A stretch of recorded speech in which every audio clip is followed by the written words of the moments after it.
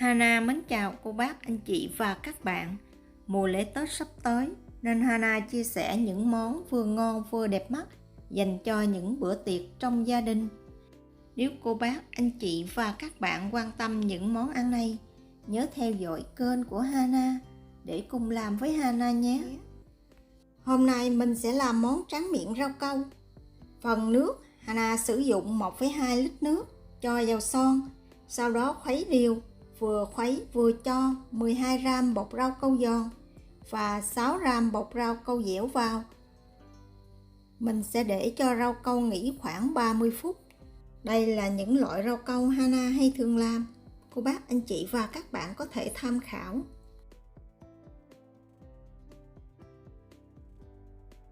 Sau 30 phút, mình sẽ đi nấu phần rau câu này lên. Trước khi nấu, cô bác, anh chị và các bạn cũng nhớ khuấy đều để tránh bị khét ở đáy. Đậy nắp lại, nấu ở lửa vừa, cho tới khi rau câu sôi. Thỉnh thoảng, mình cũng nhớ dỡ nắp ra để khuấy đều rau câu.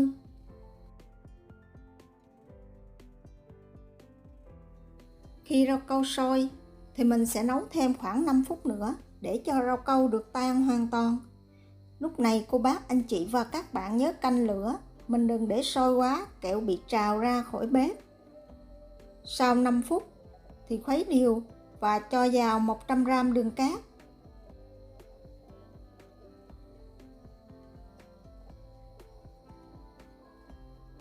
Một muỗng canh nước vani.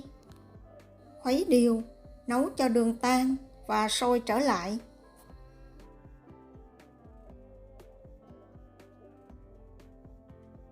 Nếu rau câu có bọt, cô bác, anh chị và các bạn nhớ hớt sạch bọt để cho thành phẩm rau câu của mình được đẹp và bóng hơn. Vì Hana mua chỉ có một khuôn đá bi nên mình sẽ pha từng khuôn. Rau câu trắng thì mình sử dụng 150 gram nước rau câu, 50 gram nước cốt dừa, 50 gram sữa đặc và 50 gram kem sữa. Cô bác, anh chị và các bạn có thể sử dụng kem whipping. Mình sẽ khuấy đều và nấu cho phần rau câu này sôi trở lại và lọc qua rây cho rau câu được mịn và đẹp hơn. Khi luộc rau câu xong, mình sẽ ngâm liền cái rây này vào thau nước. Một chút mình rửa cho dễ để mình làm phần sau. Nếu cô bác, anh chị và các bạn không thích, mình có thể bỏ qua. Và phần rau câu còn lại lúc nào mình cũng giữ ấm trên bếp. Để làm màu xanh, Hana sử dụng 100 gram nước lá dứa, 20 gram đường cát khuấy đều và thêm vào 150 gram nước rau câu nóng khuấy đều lên để cho rau câu không bị đóng màng. Cô bác, anh chị và các bạn, mình đừng khuấy rau câu theo vòng tròn. Mình múc rau câu từ dưới đổ lên trên. Mình làm như vậy cho phần rau câu nguội bớt thì mình đổ hoa văn mới đẹp. Để biết rau câu đủ độ nguội hay chưa, mình lấy thử một ít phần rau câu cho vào dĩa, thêm một màu khác lên trên. Nếu hai màu không hòa lẫn với nhau thì là độ nguội đã đạt. Mình bắt đầu đổ phần rau câu này.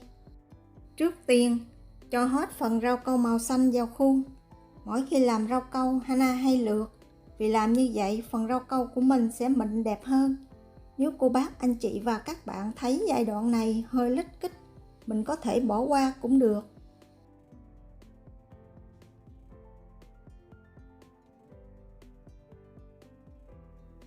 Trước khi đổ rau câu màu trắng vào, mình cũng khuấy đều lên. Nếu cô bác, anh chị và các bạn làm như Hana chỉ thì phần rau câu mình không bị đóng màng. Rau câu màu trắng này, cô bác, anh chị và các bạn nhớ đổ mạnh xuống khuôn. Vì mình làm như vậy, phần màu trắng sẽ chìm xuống dưới, làm cho hoa văn của mình nổi bật hơn. Làm như vậy cho tới khi đầy khuôn. Một điều rất là quan trọng Hana muốn nhắc nhở, đây là loại rau câu vừa tròn vừa trơn, nên nếu nhà có em bé nhỏ, mình cẩn thận khi cho bé ăn. Để cho những viên rau câu được tròn đẹp hơn, khi mình nhận xong nắp khuôn, cho một vật nặng lên trên để nguội và cho vào tủ lạnh cho tới khi đông đặc lại hoàn toàn.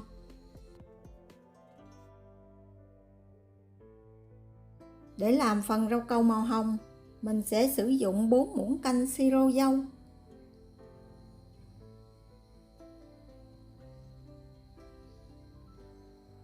thêm vào 20 gram đường cát và 100 ml nước nóng.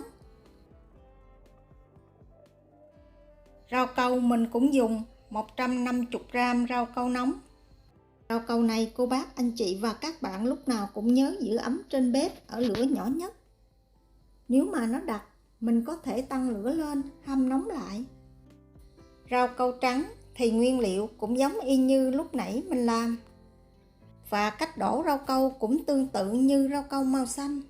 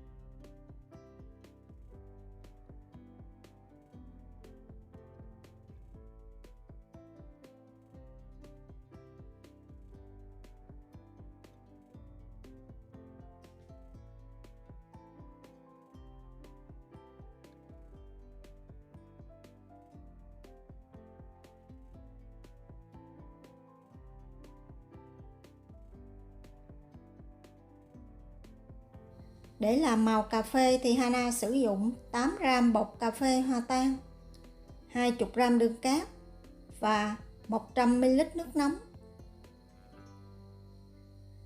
Rau câu thì mình cũng dùng 150 gram nước rau câu.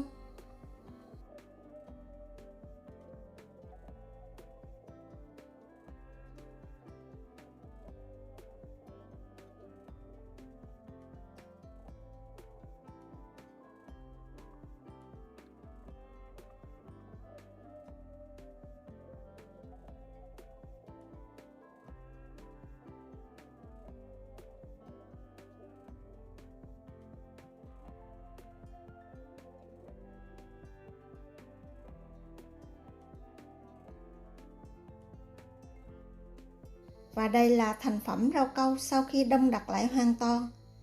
Để lấy phần rau câu này ra, cô bác, anh chị và các bạn mình dùng một cái tăm, xoay vòng tròn theo viên bi để mình loại bỏ phần rau câu thừa.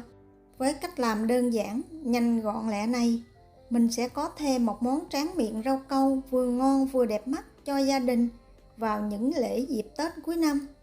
Hy vọng cô bác, anh chị và các bạn sẽ thích cách làm này. Nếu thích, nhớ đăng ký ủng hộ kênh của Hana nhé. Hana cảm ơn.